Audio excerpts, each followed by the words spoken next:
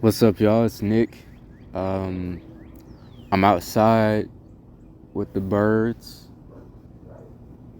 and I'm watching the trees move.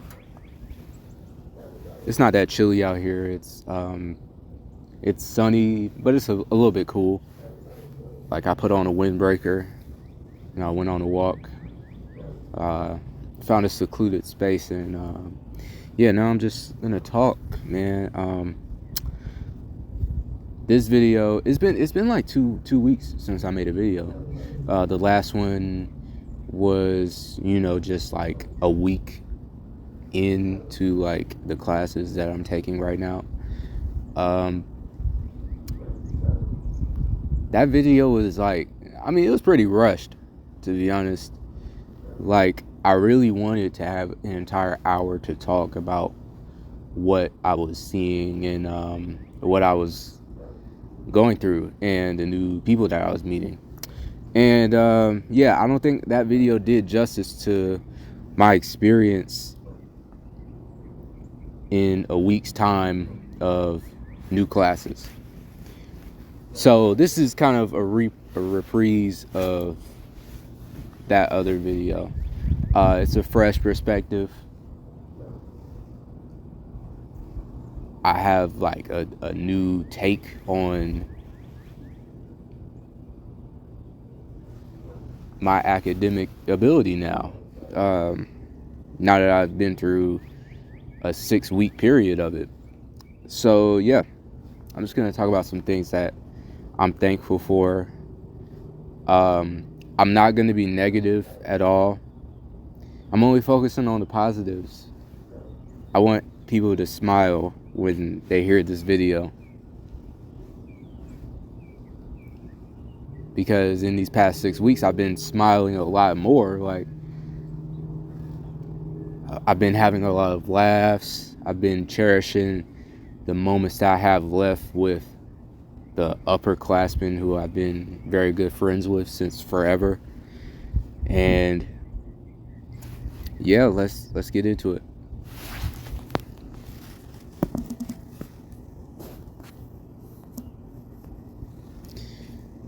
So, the first class I'll talk about is art.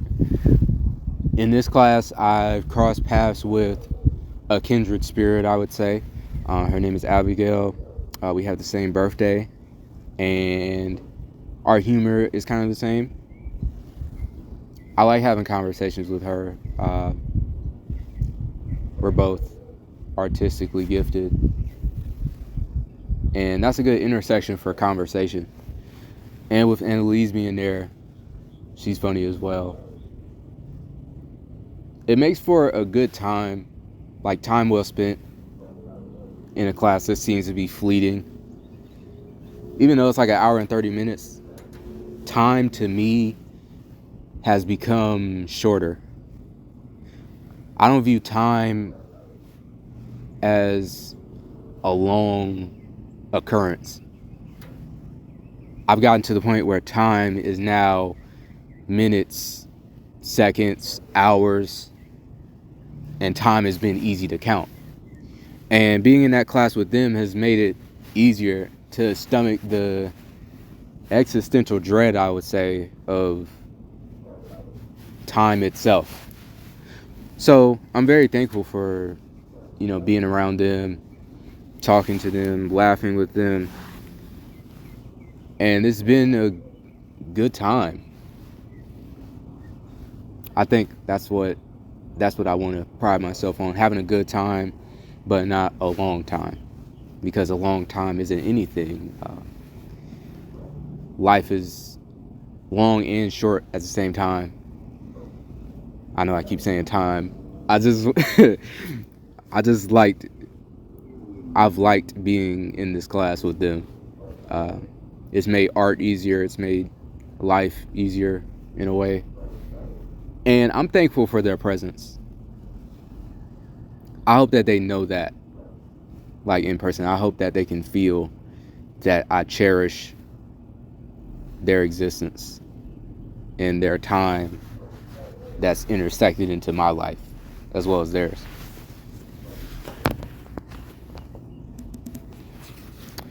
Next, English class. This is a great class. I would recommend sophomores who are rising juniors to be a part of it. It's AP Language, and Miss Everett is such a good teacher. Like, she's very passionate about literature. She's very passionate about debate. She's very passionate about backing up a claim with evidence. And that doesn't come only in the form of writing it on paper or discussing it with a partner. It comes in the form of what we did today. I'm speaking as of Friday. We got up and we switched into groups, and we talked about the validity of mandatory civil service here in the United States. I found some very interesting perspectives, specifically from my friend Samaya, because she's very thoughtful and she can back her claims up with evidence, and I admire that. So I learned a lot today. It was a different style of debate. It wasn't a yelling match. It wasn't a personal jab. It wasn't like a boxing match. It was a civil conversation about something that's very real in our fascist uprising, as I would call it. And I would call it that because the rhetoric that's being used in Trump's administration, it could be jarring to someone who's more on the socialist side of things. He kind of moves like a dictator in a way. I don't want to get too into that, but yeah, those topics of legislation and AI and military service and things that have to do with our country. When I say our country, I mean the U.S. Those topics have come up, and I think I've weathered the storm of those very well. I think I've let everyone know like what side I'm on. Even if no one's talking and I'm the only one raising my hand, like, I'm still grateful for the experience of being there, learning, taking those tests, soaking in that material, and becoming a better debater, becoming a better speaker, becoming a better person who can use rhetoric correctly. So yeah, I enjoyed that class, and I enjoy hearing my classmates' opinions. As for the next one, AP Government, it's a really good class. It's basically the same as AP Language in the way that we're debating our opinions, we're backing it up with evidence, we're backing it up with Supreme Court documents, we're backing it up with acts and bills. In fact, we just wrote a bill for an assignment in our class, and I won't get too much into the details. Mine was about mandatory reading for high school students, like 35 minutes on Tuesday, Wednesday, and Thursday. I think it would add to the literacy of everyone for the express purpose of everyone being on a level playing field. Even though our education systems and departments, state by state, aren't doing the same thing, I think reading for North Carolina specifically would be a great thing to have. Just reading every Tuesday, Wednesday, and Thursday, 3 days out the week. Because we do have a lot of homework, and that does not leave enough time to read for pleasure. And when people can't read for pleasure, they end up reading for homework, they read for a grade, and they don't take pride in it. And how could you? You're reading for the purpose of being graded on it. There's no fun in that. At least it doesn't seem like it. There is no anticipation for that. Ooh, we get to read this novel like it's a we got to read this novel. And that's what my bill seeks to change. So yeah, that's about it. I like the way Mr. Wingate makes us think. Or no, Dr. Wingate. He has a doctorate. Yeah, the way he makes us think about our beliefs and how much our beliefs can be backed up by evidence and how much of our beliefs are just feeling. So yeah, as for my public speaking class, this is part of a trio that I'm taking through the community college, Pitt Community, and this is my favorite class by far. My teacher, Miss Gray, she's an amazing educator. She's so passionate about the arts. She's passionate about theater. I am as well. And I felt like she was a kindred spirit as well. She reminded me of my grandma Jean, who is also a teacher. Both of my grandmothers used to be teachers and are now retired. And I admired Miss Gray's faith in herself, her faith in her students, which was us, her faith in the material, and what she taught us showed growth in the end of it. I was very impressed with my classmate, Annalise. She's found her voice.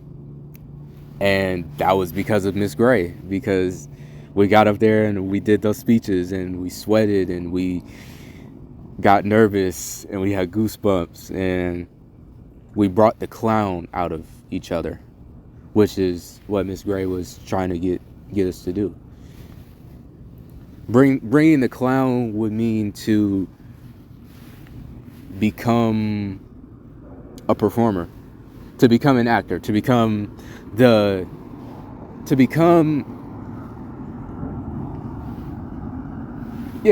actor, a performer, like a Shakespearean kind of play thing. I enjoyed the class a lot. I like public speaking anyway. I like speaking my mind. Even if I'm wrong, I still want to say something. I still want to debate. I still want to let the world know that I'm not on the fence, that I'm not complicit, that I'm active, that there's a difference between living and existing. That's what I wanted. I think that's my mission. Just this school year, just to get out of my bubble even more than I got out of my bubble last year, to converse and exchange ideas and form partnerships. That was my goal this year. And I've been achieving that in a really good way. So, yeah. I enjoyed public speaking, and Miss Gray was a really good teacher, and I had a lot of fun. And my speech, my speech, this is a hint for what I'm working on, but I did a monologue from Do the Right Thing, written and directed by Spike Lee. I did the monologue from Mr. Senior Love Daddy, who's played by Samuel L. Jackson, like the radio announcer. Really good monologue. I liken myself to him because he's a reporter and he has opinions and he has rhetoric and he has evidence, and that's what I aspire to have, in the coming years and for the rest of my life. So yeah. All right. Next. Okay, I kind of did talk about my friends. I'd like to give a shout out to Deja. Happy birthday to you. You've been a really good companion to me, and yeah, I feel like I don't express it enough, but yeah, I cherish you and your existence. You're really cool. Also to Nicole, I could just go on and on about her. We're both passionate about the same topics, and she's a really good confidant, and And I just like the discussions we have. Yeah, yeah, man. Samaya as well. Um, she's really cool too.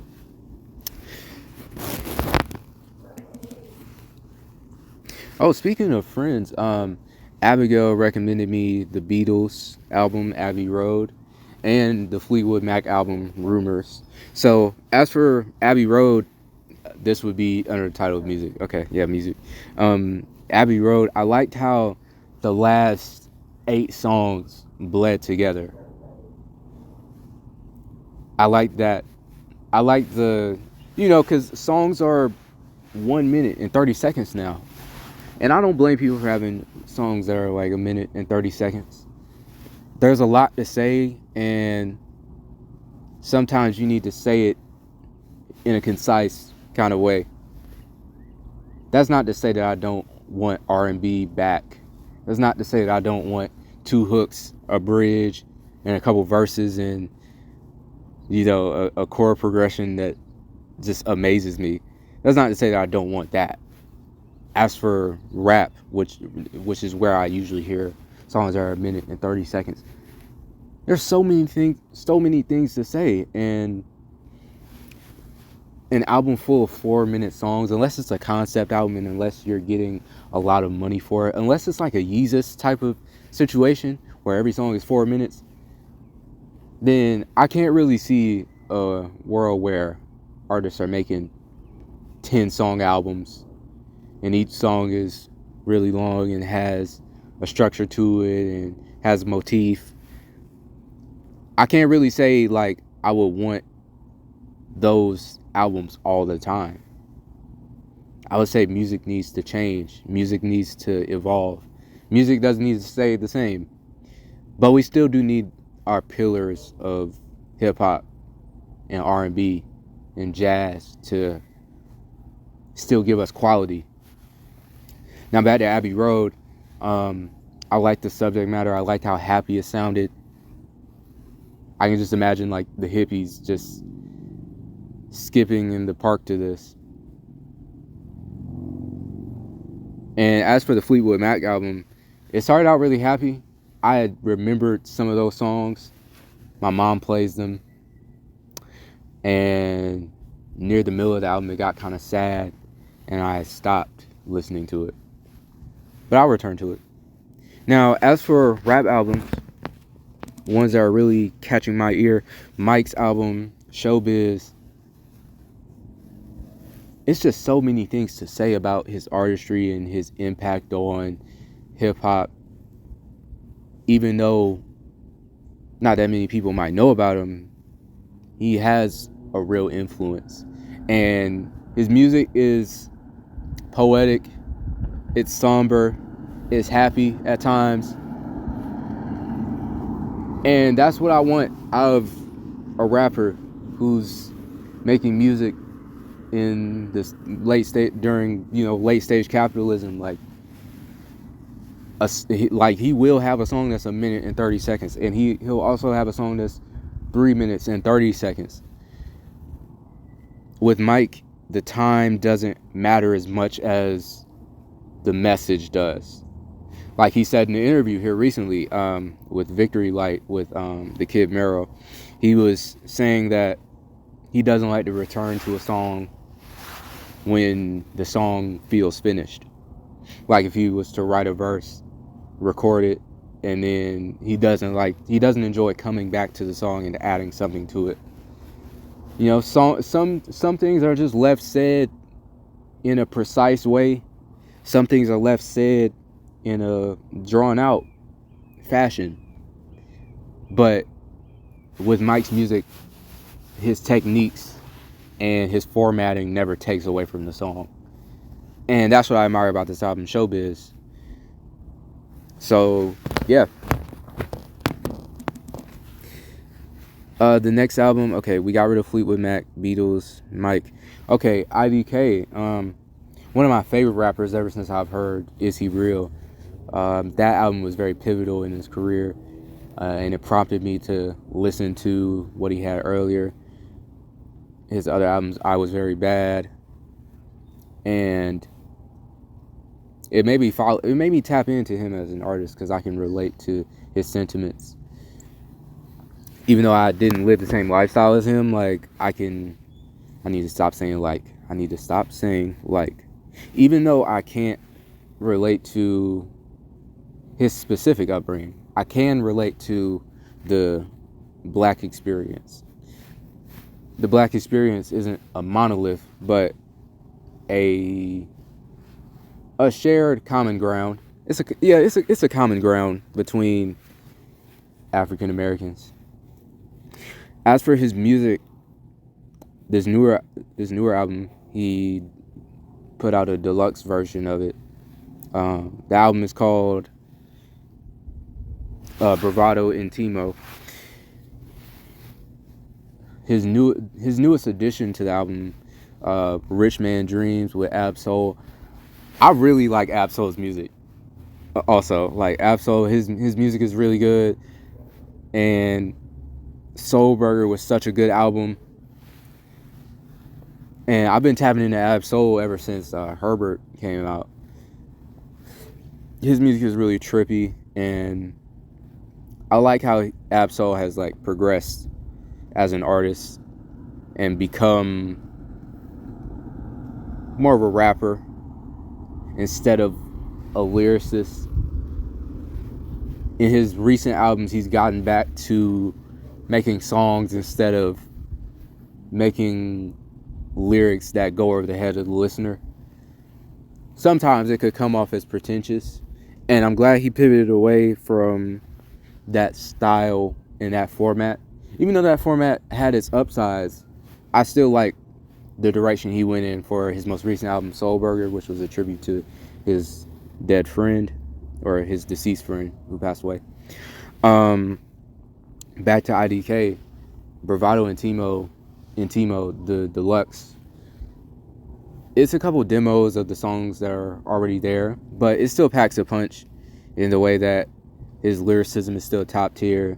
He sounds hungry on these songs, and Rich Man Dreams is one of my favorites because IDK talks about how he wanted to be like Ab-Soul as a rapper back in his earlier times as a musician. And now they're on a song together, which is like a full circle moment. So, yeah. Another album that I've been listening to, Lexa Gates, Elite Vessel. This album came out back in October of 2024. I was following her on Instagram, and I was keeping up with the album release. And she kept dropping song after song, and each song just got better and better. And I was ready for an album. I was really ready for an album. And the album came out, and guess what? I didn't listen to it. I'm so sorry, man. I'm so sorry. But I ended up listening to it here recently. She's a great vocalist. She's not just a rapper. She really rounded out the term artist with this debut album of hers. And I enjoyed listening to it. I enjoyed the samples. I enjoyed the production. I enjoyed the way her vocals were engineered. And she has a talent. And I'm ready to see what comes next from her.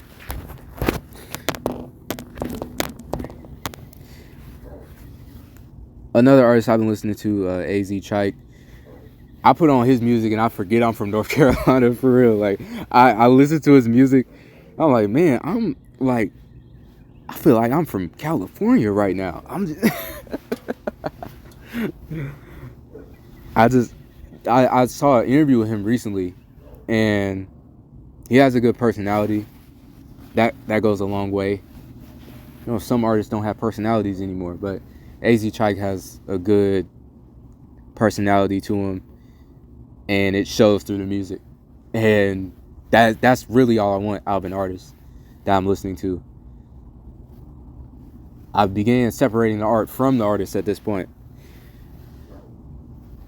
But AZ Chike is a really good artist, and his music is West Coast unapologetically, and he has a target audience, and he's hitting the target audience. So yeah, I admire that.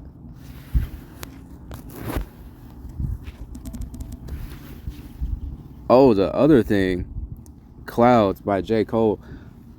It's a great song, and that's all. Like, it's a great song. And finally, on the music tip, um, I've been listening to Dissect podcasts. I've been listening to Danny Brown's podcast, the Danny Brown Show.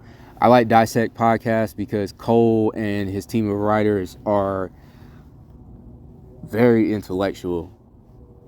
And if I'm gonna listen to a podcast, which I've only been listening to like two of them, as well as Grits and Eggs with Deontay Kyle and Big Ice Cup Cat.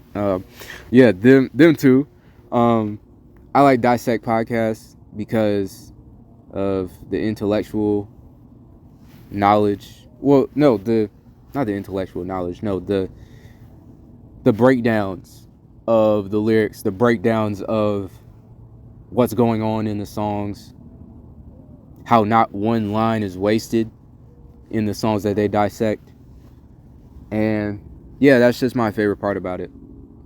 I like being in thought about these things. Okay, as for the Danny Brown Show, I just enjoy unwinding with that one. Danny is a real internet nerd. He knows every corner of the internet, and it shows through the podcast. It's not just a podcast where he talks about music or whatever. It's a podcast where he lets loose and he tells jokes. And I guess this is his form of stand-up because he hasn't gotten out there and done stand-up. He's in Austin, Texas, which is the center of stand-up comedy right now, but he hasn't done stand-up yet. He's just chilling on his podcast. And I think this is a good area for him to test his chops as a comedian. I think he's really good. I think if he were to do a tight five, I think he could pull that off. So, yeah, I like that podcast a lot. As well as Grits and Eggs with Deontay Kyle and Big Ice Cup.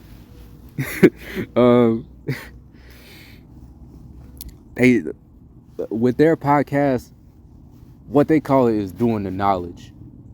And I like that phrase, that phrasing of the word, like, knowledge, in the way that knowledge is a verb. Doing it is a verb. Because you could read all you want, but are you applying the knowledge? And in that case, are you doing the knowledge? And that's the connection. So, yeah, I like their podcast. They're very Afrocentric. Very black empowerment. And it's what I'm doing currently. I mean, I'm doing it to a lesser extent. I mean, they're doing it every Saturday and Wednesday. So yeah, they're really about it, and I admire that. And I'm supporting. I'm subscribed. I like the videos. I comment on the videos. I be reposting.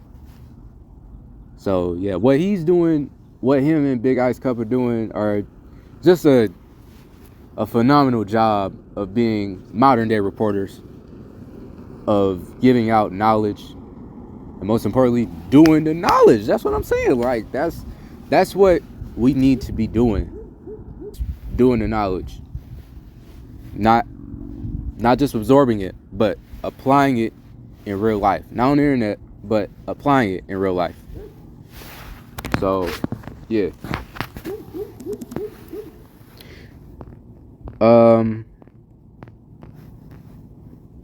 Okay, I spoke about all of that. Oh yeah, shout out to Instagram for locking me out of my account. You know what I mean? These things, I promise not to be negative. I view it as a minor setback for a major comeback. I've already started a new one, and I'm going to be a bit more unapologetic on that one. I think with Squared, I was playing it a little bit safe, I mean, not really, but I wasn't applying myself completely. I was letting myself get distracted, and that can't be happening. That can't happen. That can't happen. No.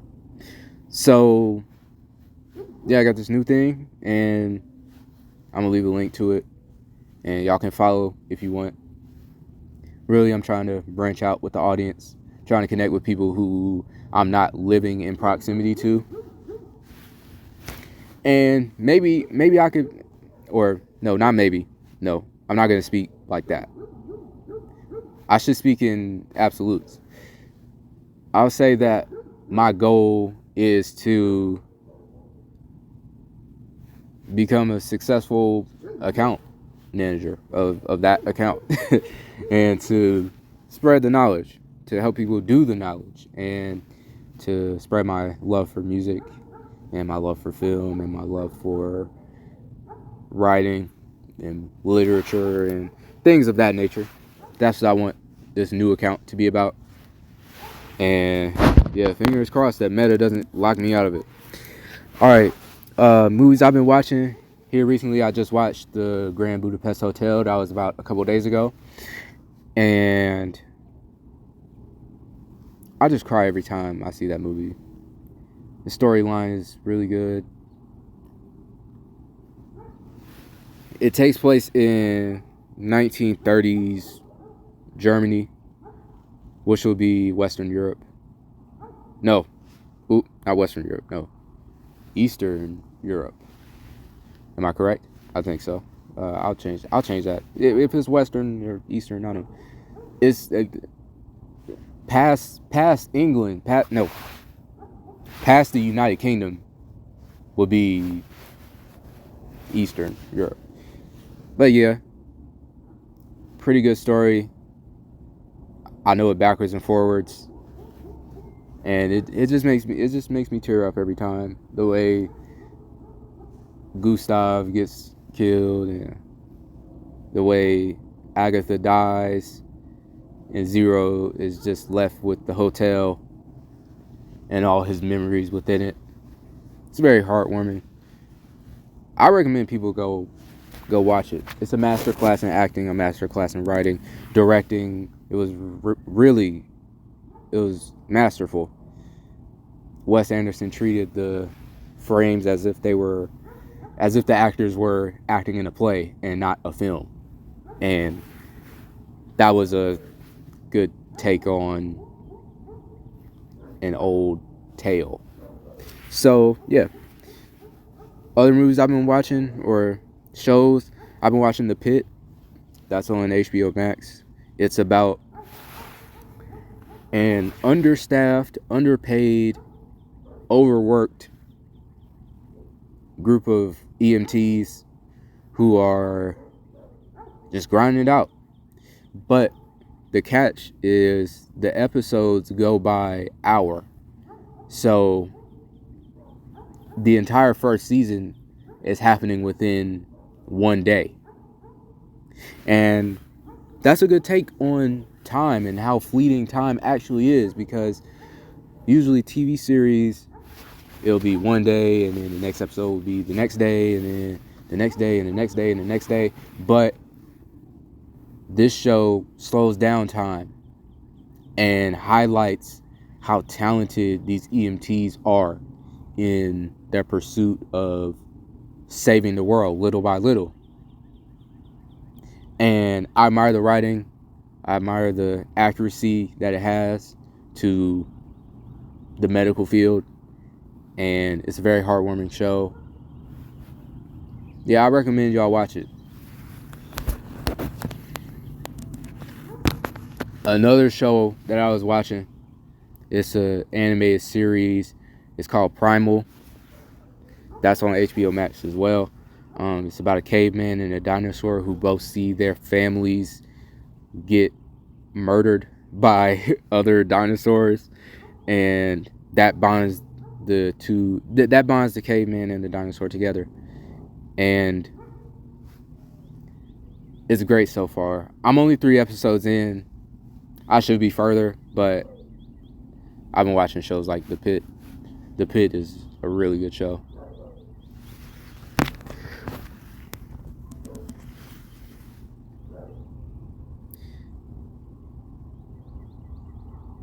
As for Smiling Friends, that's another show that I was watching a couple months ago.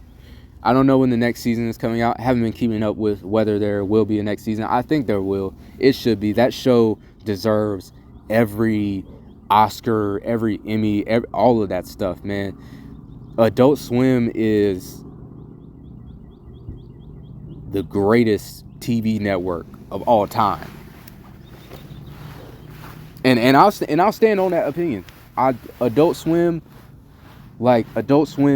I need to stop saying like. Adult Swim captures that adolescent feeling when an adolescent is on the brink of adulthood. And it also appeals to adults, which is just the duality of man. It's amazing. It's so sad to see them go out. Speaking of Adult Swim, I was drawing in art class, and Abigail, she told me, like, you just freehanded? And I was like, yeah. And that took me back to the times where I would start off with pencil, and I'll have all these lines going everywhere, and the drawing would look a little bit messy. And eventually I was like, you know what, why don't I just skip this and go straight to the pen? And drawing with pen has helped with my self-confidence. It's helped with my ability to stand on what I believe in. I know it's a very small thing that snowballed, but drawing with pen is an act of rebellion. It's an act of rugged individualism. And drawing with pen is freeing because it's not a if I'll make a mistake, it's a when I make a mistake, what am I going to do to make it better? What am I going to do to embrace it? There's no covering up a mistake. But drawing is a freeing experience. And I recommend everybody draw, and to do it with pen and not pencil. Like, get rid of the pencils. Who cares about pencils? Just draw with a pen. Like, stop saying like. Just draw with a pen. It's a fun time with art and sketching and filmmaking and making videos like this. I fell in love with the process. No matter how much time it takes, no matter how many views it gets, I honestly want to make something that's going to last, something that I can show my kids, something that they can show their grandkids and be like, what was grandpa like? Oh, he did this. He utilized the technology that he had, and he did amazing things with it. Yeah, I've been recording for 40 minutes. I know, I'm a yapper, y'all. I'm a yapper. Deal with it. Yeah. What else is I going to talk about? Oh, yeah. A New Year's resolution that I've been sticking to is my push-ups, my sit-ups. And my word of the year is accountability. So I got to stick to it. As for the push-ups and the sit-ups, like, I got to stop saying like. This morning, I got on the bus without doing my push-ups, without doing my sit-ups, without doing any of those workouts. I usually wake up at 5 a.m. and I saw my alarm for 5 a.m. and I thought, no, I'm not doing that. I hope this cat don't cross the road and a car come by. That would be weird. That would be bad. I'll have to get up. Okay, I got to school and I was like, oh, I didn't hit my push-ups. I was like, you know what, I'm gonna just hit them right here. So I got on the floor and did about 20 of them. And that's just how I feel. Okay, all right. I'm glad that cat got up there. I'm just glad that I have that voice in my head that's gonna tell me, Nick, you need to hold yourself accountable, because in the coming years, there's not gonna be a lot of people that are advising me to stand on my word and to stand on my principles. It's gonna be me, and it's gonna be my support system, and it's gonna be a couple friends. But at the end of the day, it's you who has to tell yourself that you need to do this.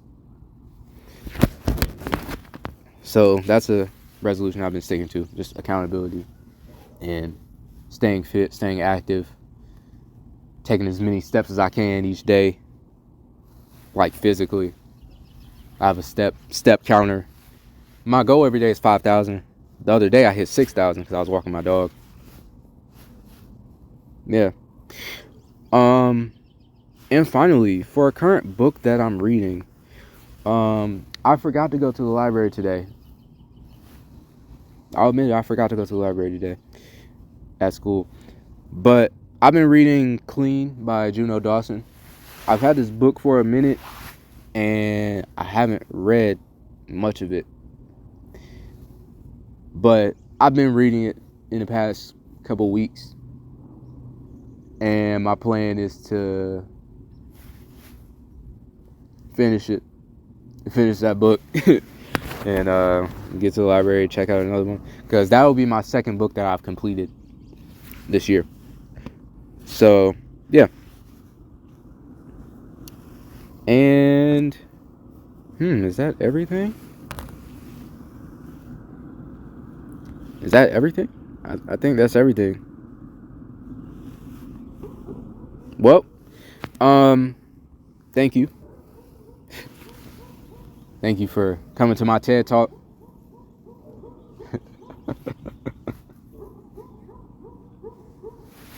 YouTube takeover, I guess. I'll leave y'all with this. Like, subscribe, leave a comment. Let's talk, let's conversate. Or no, not conversate, let's converse. And yeah.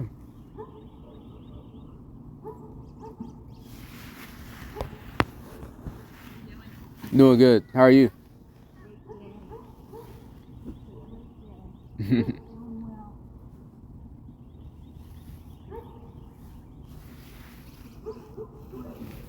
Yeah, me too. I hit 6,000 steps yesterday. Yeah.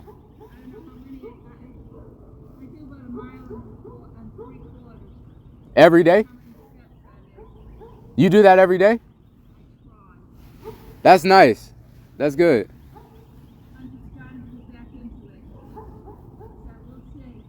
Yeah. What's your name? My name is Nick. Nice to meet you. All right. You too.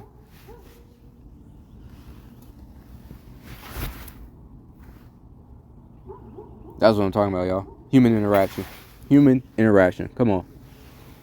Like, subscribe. Hit that notification bell. Come back to my videos. Watch them a second time. Watch them a third time. I ain't making no money, but let's get close to it, y'all. All right, I'm going to see y'all.